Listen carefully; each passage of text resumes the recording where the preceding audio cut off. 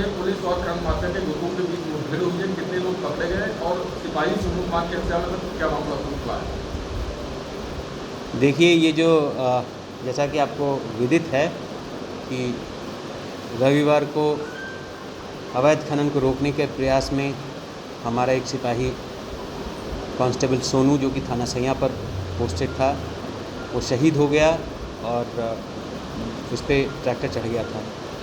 उसका मुकदमा खेड़ागढ़ थाने में पंजीकृत किया गया। उसके बाद उसकी विवेचना प्रारंभ की गई। साथ ही साथ जो है अवैध खनन करने वाले जितने भी माफिया हैं उनका सबका चिन्हीकरण किया गया। उसके बाद उनके खिलाफ़ जो कार्रवाइयाँ प्रारंभ की गई और दबिशें डाली गई। राजस्थान क्षेत्र में जो है कैंपिंग करते हुए मैंने भी सभी टीमों के साथ जो है वहाँ पर 10 टीमें लगाई गई थी और सभी सर्विलांस की मदद से, लोकल मुखबिरी के माध्यम से, अन्य जानकारियों को इकट्ठा करते हुए, पूर्व जो है इस तरह के इंसिडेंट्स की स्टडी करते हुए अपराधियों का चिन्हीकरण किया गया और उनके खिलाफ़ दबिशें दी गई।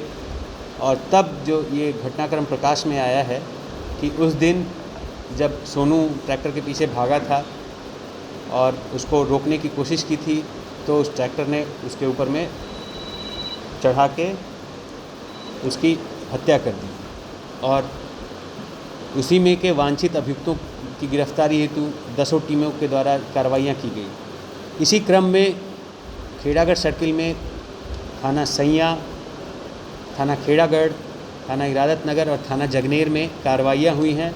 मुखबिर की सूचना पे जब ये लोग रेकी टीम इनकी निकली हुई थी और ये अपराधी निकले हुए थे, उसी समय अलग अलग स्थानों पे चारों थाना क्षेत्रों में गिरफ्तारियाँ हुई हैं, जिसमें खेड़ागढ़ में 4 गिरफ्तारियाँ हुई हैं, सैया में 1 गिरफ्तारी हुई है, इरादत नगर में भी 1 गिरफ्तारी हुई है और जगनेर में 3 गिरफ्तारियाँ हैं। इसके अलावा जो है कुछ अभियुक्त भागने में भी कामयाब हुए हैं, उनका भी चिन्हीकरण किया गया है। ये जो लोग गिरफ्तार हुए हैं इनका आपराधिक इतिहास निकाला जा रहा है। इसमें से कुछ लोग उस दिन जो है ट्रैक्टर पे मौजूद भी थे, उनका जो है फिजिकल लोकेशन, उनका डेटा, मोबाइल डेटा से भी वेरीफाई किया गया है। वो जो जिस ट्रैक्टर से इन लोगों ने चढ़ाया था उस समय ये लोग वहाँ मौजूद थे और भी अन्य जो है वांछित अभियुक्त हैं उनका भी चिन्हीकरण किया गया है। इनसे पूछताछ में उनकी भी जानकारियाँ मिली हैं।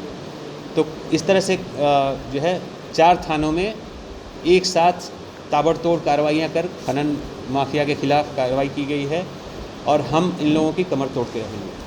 सर, ये 4 जो अपराधी पकड़े हैं इनमें मेन मुख्य हत्या में शामिल कौन है? इसमें जो सैया थाना क्षेत्र में एक व्यक्ति पकड़ा गया है, जो उसने पुलिस पे फायरिंग भी की और उसके बाद उसकी गिरफ्तारी हुई है। 2 अन्य लोग भागने में सफल रहे हैं, जो उसके अन्य साथी थे, रविंद्र सिंह और वीरू।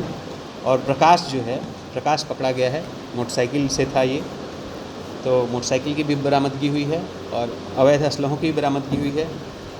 और ये भी उस समय मौजूद था, उस घटनाक्रम में शामिल था और इसको जो है वहाँ से भी दाखिल किया जाएगा, खेड़ागढ़ से भी दाखिल किया जाएगा और सैया पे जो मुठभेड़ हुआ है उसमें भी इसकी गिरफ्तारी हुई। आपराधिक इतिहास वगैरह सब क्या है इनका?